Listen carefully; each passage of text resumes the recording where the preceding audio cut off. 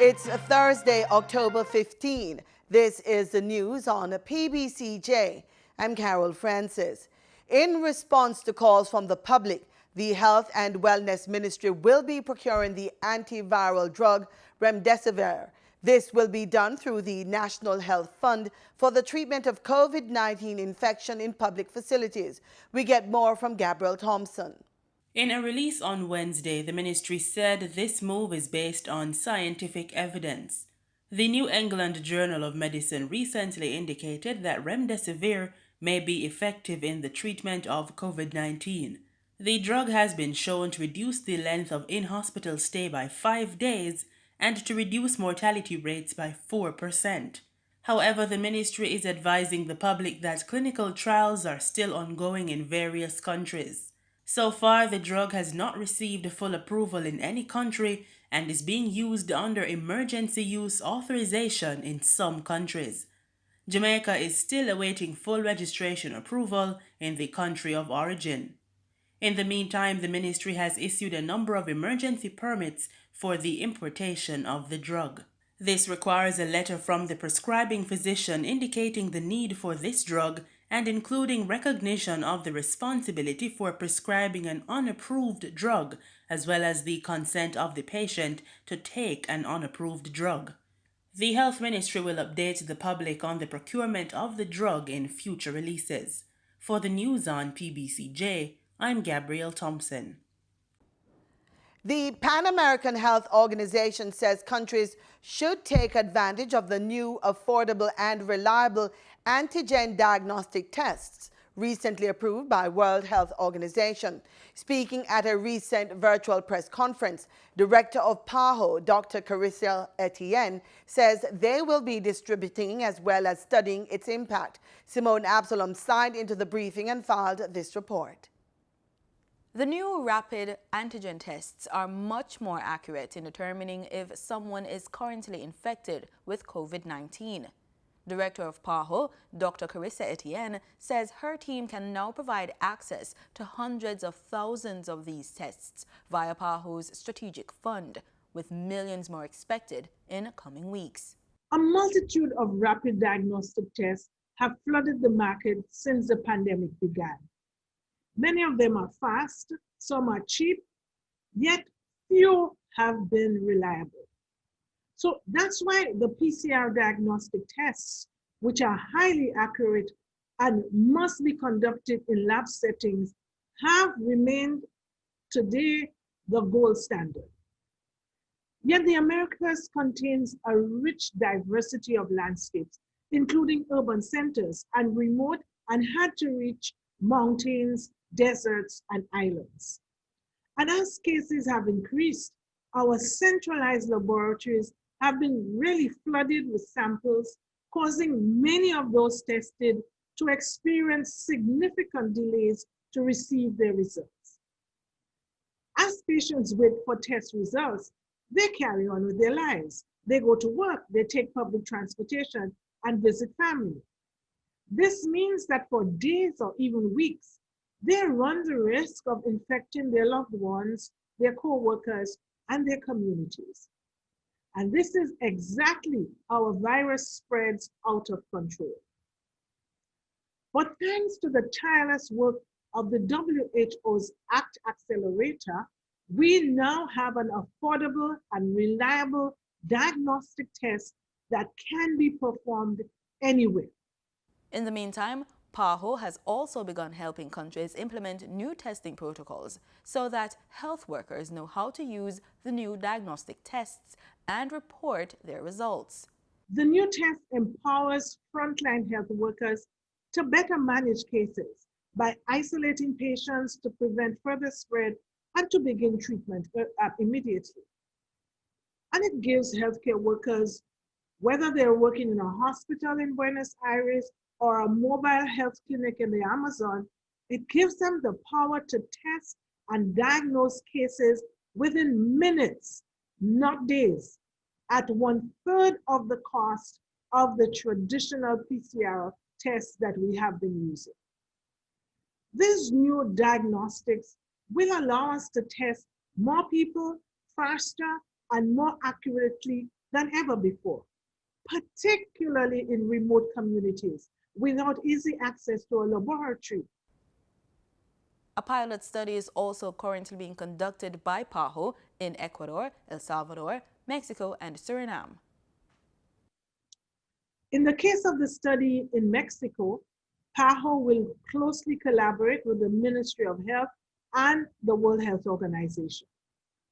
With support from WHO, we will be providing this diagnostic test free of cost as we keep a close eye on how they're used.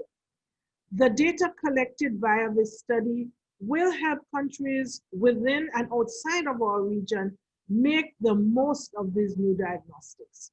Dr. Etienne says the new rapid tests can be a game changer for the region, and she's calling for support. I urge our member states to partner with PAHO to bring these new tests to the hospitals and health clinics on the front lines of our fight against the virus. The PAHO boss also notes that testing is only one way to combat the spread of COVID-19. Dr. Etienne is urging people to continue safety protocols, contact tracing, and data recording. For the news on PBCJ, I'm Simone Absalom. Fever, dry cough, headaches, loss of taste or smell, a rash on skin, or discoloration of fingers or toes, difficulty breathing or shortness of breath, chest pain or pressure are some of the common symptoms of COVID-19. Medical Officer of Health for Westmoreland, Dr. Marcia Graham, during a monthly meeting of the Westmoreland Municipal Corporation, urged those in attendance to remain vigilant and call the Ministry of Health and Wellness's Emergency Operations Center at 876-954-0578. That's 876-954-0578 or 876-954-0698. That's 876-954-0698 if they or loved ones are experiencing these symptoms. The Lionel Town Hospital's staff-patient communication received a significant boost of an intercom system from the All for Jamaica Foundation in partnership with Project ICE. The intercom system will help the hospital deliver exceptional care during the COVID-19 pandemic, preserve limited personal protective equipment, and reduce exposure time of healthcare workers by maintaining social distance. Marlon Samuels has more in this report. The battle against COVID-19 has resulted over time in a number of realities. The reality is that there is limited personal protective equipment, PPE, for healthcare workers. The reality is that social distancing measures must remain in full effect. The reality is that technology is providing an extra layer of protection between nurses and patients. Very happy to see the intercom system today. When I came a few months ago, the emergency room was one of the first place after we went, and that's one of the first that actually grabbed me. But now, with this intercom system, it actually helps us because we'll be able to practice the true social distance that we actually want to practice. And it is a start in the many projects that I will want to see going at Lionel Town. It will go a far way in enhancing our patient care delivery and also to improve on the experience of patients when they come here. As it relates to the COVID-19 fight, it will allow us for both staff and patients to maintain their social distance while we communicate with them. So Lionel Town Hospital essentially will be better off for it. We are honored to have been a part of this initiative to donate this intercom system that will not only protect our essential service workers, but also those that come to the hospital. And we look forward to a greater partnership with the hospital. The Lionel Town Hospital currently serves approximately 36,000 people in Clarendon. The people you serve in this hospital are important. The nurses, the doctors, the admin staff, the ancillary staff who have to clean up when nobody don't want to clean it up. That's right. The security, the groundsman, they're all important. And we have partners that we can be proud of. There are plans to implement other virtual care tools that can help address challenges, both during and after the COVID-19 pandemic. For the news on PBCJ, I'm Marlon Samuels. It could be 2022 or 23 before the Jamaican economy returns to pre-COVID levels. This is one of these stories that Gabriel Thompson is following in the Business Report. Speaking last Thursday at the Public Administration and Appropriations Committee PAHO, Bank of Jamaica Governor Richard Boyz said the Jamaican economy is not expected to return to pre-COVID-19 levels before 2022-23. In the real economy, the COVID-19 pandemic has had a serious impact on economic activity. As outlined in the interim fiscal policy paper, a significant contraction in real GDP for this fiscal year in a range of 7% to 10% is projected. There is some risk that the fall in GDP for the current fiscal year could be larger than currently anticipated. A partial recovery in economic growth is expected during fiscal year 21-22 in the range of about 3 to 6%. However, the Jamaican economy is not expected to return to pre-COVID levels before 2022-23. Despite the adverse impacts of the ongoing coronavirus pandemic on Jamaica's macroeconomy, Governor Boyz says the central bank's monetary policy has remained accommodative of the banking sector. Real GDP for this fiscal year is now projected to contract more significantly than originally expected at the beginning of the pandemic. In response to the pandemic, Bank of Jamaica has focused on ensuring adequate liquidity in the system and orderly adjustment of the exchange rate. We also maintained our focus on keeping inflation within the target range. Monetary policy has therefore remained accommodative with a continued historic low policy rate. The PAHO was meeting to review the 2020-2021 second supplementary estimates tabled in the House of Representatives last Tuesday by Finance Minister Dr. Nigel Clarke. The estimates are for an additional $15.7 billion in both capital and recurrent expenditure to support efforts to revive the economy and increase support for vulnerable Jamaicans through the COVID allocation of resources for employees' care packages, as well as by supporting the Health and Wellness Ministry. In the meantime, Governor Boyz said the coronavirus pandemic has produced episodes of high volatility in the exchange rate. The fallout in foreign currency earnings associated with the sudden stop in tourist arrivals since the spread of COVID-19 has produced episodes of heightened volatility in the exchange rate. At September 30, 2020, the Jamaican dollar depreciated on a year-over-year basis by 5.1% against the US dollar. In response, the BOJ instituted measures to assure financial institutions adequate access to foreign currency liquidity. Amongst other initiatives, the bank reduced the foreign currency cash reserve requirement of deposit-taking institutions. It sold foreign exchange to major buyers through the Bfixit flash sale auctions. It expanded the volume of foreign currency swap arrangements with authorized dealers, and it provided a US dollar repurchase facility. Total liquidity support to the market from these facilities since the start of the crisis has amounted to more than US $800 million.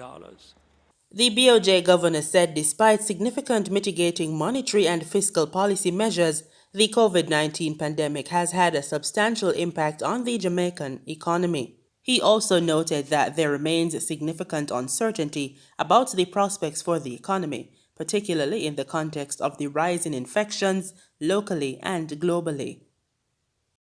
According to the latest ex-refinery costs from Petrojam, motorists should see an increase at the pumps in the prices of gasoline and diesel effective Thursday, October 15, 2020. 87 and 90 octane gasoline will be sold for $110.49 and $113.32 per liter, respectively, up by 25 cents each. Following an increase of 25 cents, automotive diesel fuel will be sold for $110.22 per liter, while ultra-low sulfur diesel is also up by 25 cents and will be sold for $112.30 per liter. Meanwhile, kerosene increased in price by 25 cents and will be sold for $85.05 per liter. Propane liquid petroleum will be sold for $46.11 per liter, up by 25 cents, and butane liquid petroleum will be sold for $49.98 per liter after an increase of 25 cents. Marketing companies and retailers will add their respective markup to these prices. In Wednesday's trading session, the JSE Combined Index advanced by 4,057 points to close at under 400,000 units. Overall, market activity resulted from trading in 79 stocks, of which 35 advanced, 33 declined, and 11 traded firm. The Junior Market Index advanced by 2 points to close at under 3,000 units. Stocks advanced for 1834 Investments Limited, Barita Investments, and Caribbean Cement Company Limited. Stocks declined for 138 Student Living Jamaica, Access Financial Services, and Blue Power Group Limited. Trading firm were 138 Student Living Jamaica Variable Preference, AMG Packaging and Paper Company, and Community and Workers of Jamaica Deferred Share. Trans-Jamaican Highway Limited USD was the volume leader with 46.7 million units, followed by Epley Caribbean Property Fund Limited SCC with 15.4 million units, and Barita Investments Limited with 12.1 million units. Now for the foreign exchange. The US dollar on Wednesday, October 14, ended trading at $146.61. The Canadian dollar sold for an average $110.81. The pound sterling traded for $191.07, and the euro ended trading at $175.45. Oil prices fell on Thursday as new restrictions to stem a surge in COVID-19 infections have increased uncertainty over the outlook for economic growth and a recovery in fuel demand. Brent crude futures dropped 70 cents to $42.62 a barrel. West Texas Intermediate crude futures were down 69 cents to $40.35 a barrel. And that does it for this edition of the Business Report on PBCJ. I'm Gabrielle Thompson. He has over a decade in the business of culinary arts. Executive culinary artist Oji Jaja has received acclaim for being one of Jamaica's most sought-after chefs. He has catered to a cadre of famous international celebrities, actors, and government officials. He displayed his skills in this week's Culinary Trails.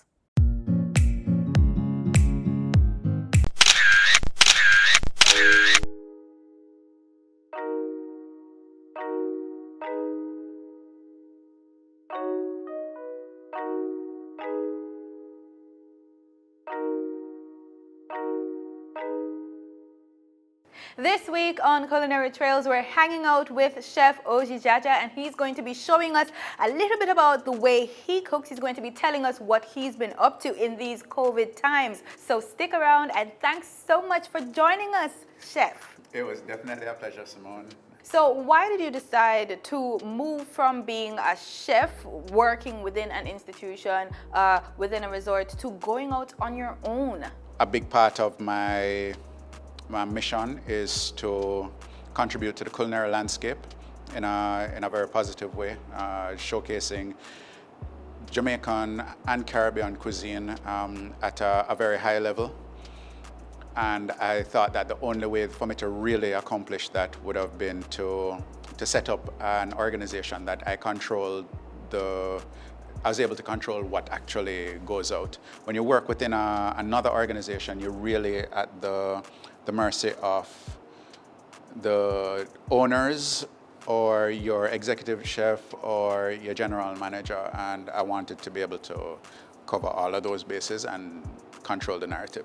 Tell us about Ashebre. Ashebre manufactures a line of condiments to include 3 variations of salad dressings. We have a passion fruit, we have a papaya ginger, and mango basil vinaigrettes. We also do pesto in 3 different variations, spicy, mild, and dairy-free. And we have a blackening spice, which is kind of like an all-purpose seasoning, if you want to call it that. But then we also do a pepper sauce, which is a peri-peri. That's a little bit more versatile than your typical pepper sauce. You could use it as a basis for sauces, soups, and as a marinade on your vegetables and proteins. All right, so what we have here is some fresh snapper, red snapper that we had gotten from the seaside, some potato gnocchis, diced onions, brunoise onions, fresh thyme, fresh garlic, some butter, chopped garlic, chopped ginger, roasted corn, fresh basil, a little bit of kosher salt, and some callaloo leaves.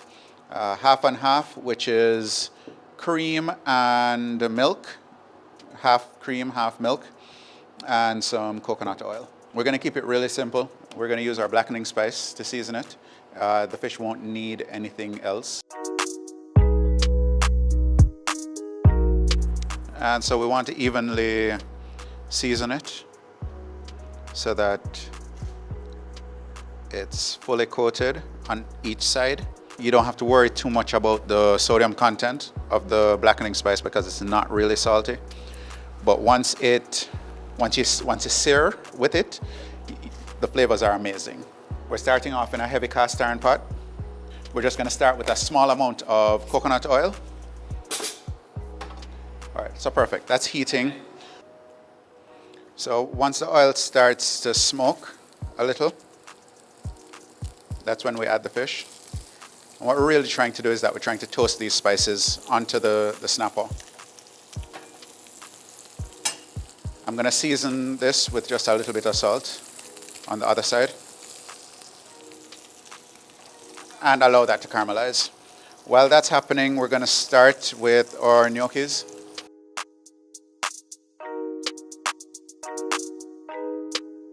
For the gnocchi now, we're going to add some of our peri-peri sauce. Eyeball it, probably about 2 tablespoons or so.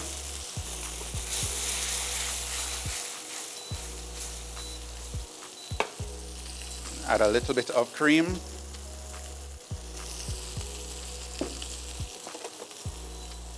And we just want that to come up to a quick simmer.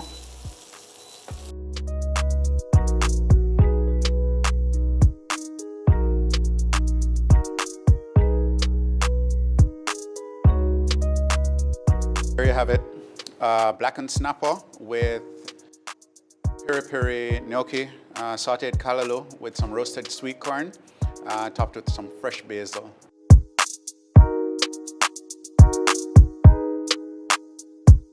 We'll definitely be inviting Jaja to come back to grace us with his presence and his talent here on Culinary Trails. Thanks so very much for staying with us. See you next time for the next episode.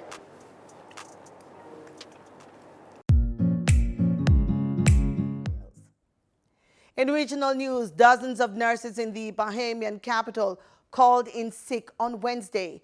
The Bahamas Nurses Union president said nurses are tired and called for the public hospitals authorities managing director to resign. We have more in this report.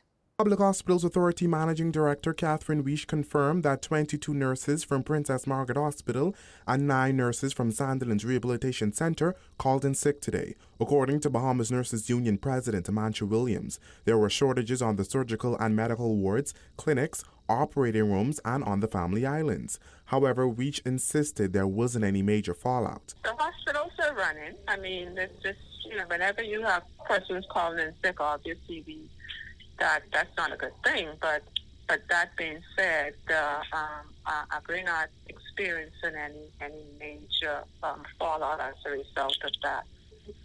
So they're making it up over time and what have you.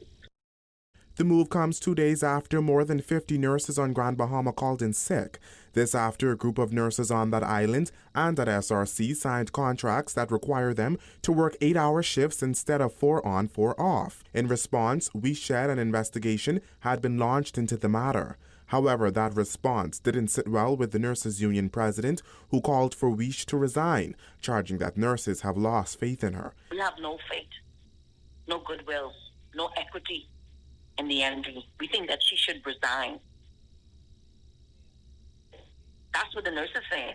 You don't have to sign the contract. What it is that you need to investigate when you audit, because most of the nursing principal officers and the HR manager are saying they were mandated to carry out this exercise. Williams said the standoff didn't start with the proposed shift change. For a while, she said the union has been advocating for better working conditions for nurses, but were unsuccessful. No vacation, no compensation, no air conditions on in the surgical area, the maternity, medical area for months, and not addressed at all, providing that the union continuously sending letters. Here again, in a pandemic, you want to bring a shift change. How inhumane this is. Williams says the nurses who called in sick are exercising their right, adding that none of them should be penalized. Weish said PAJ officials will meet with the union to address their concerns at an unspecified date. Reporting for Our News, I'm Berthany McDermott. In Trinidad, people with chronic diseases have been neglecting their health during the COVID-19 pandemic. That's according to an endocrinologist attached to the health ministry, who says it's due in part to lockdown measures and fear. Crystal Wilson has more in this report. A call from one medical doctor for people with chronic illnesses to take better care of themselves. During the Ministry of Health's virtual media briefing to update on COVID-19 matters on Wednesday, consultant and endocrinologist Dr. Joel Tiluxing said people who suffer with chronic diseases have put their health care on the back burner. He said things got worse when lockdown measures were implemented. Now, during the lockdowns, people were rightfully afraid about going to hospitals or health centers, perhaps to seek care, because of this fear of perhaps getting ill while waiting in the accident and emergency. So many persons stayed at home. So there was misconstrued advice saying to stay home, stay safe. However, they stayed at home with many of their chronic, poorly managed conditions. Dr. Tiluxing said proper diet and exercise were also shelved during the lockdown.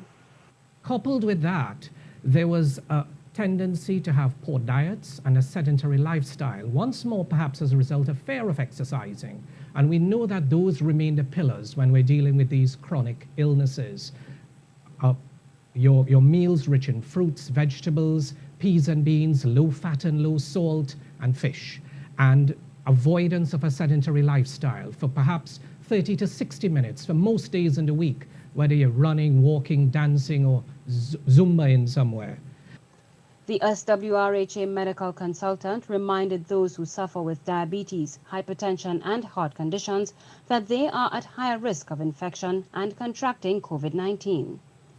Many patients with chronic problems like diabetes, high blood pressure, or heart disease have reduced levels of immunity, and that puts them at a risk for pneumonia, lung failure, and death. So septic shock and multi-organ failure. The medical consultant said people at high risk should continue to avoid close contact settings, crowded areas, and closed spaces. Crystal Wilson, TTT News. In sports, we kick off with football. The Reggae Boyz are set to play 2 international games against 5-time World Cup qualifiers Saudi Arabia in the Middle Eastern country on November 14 and 17. General Secretary of the Jamaica Football Federation, Dalton Wint, says the matches will officially kickstart their road to Qatar 2022 World Cup qualifying campaign. According to Mr. Wynn, the technical staff will be putting together the best possible squad for the games, which he hopes will be the first of many before the team's first World Cup qualifying match next June. Jamaica's last match was on March 11 against Bermuda, which they won 2-0 at the Montego Bay Sports Complex. Saudi Arabia is ranked 66 in the latest FIFA World Ranking. Jamaica is ranked 48th. And that's our package. Join us again tomorrow, same time, same place, for more news and sports right here on PBCJ, the People's Station.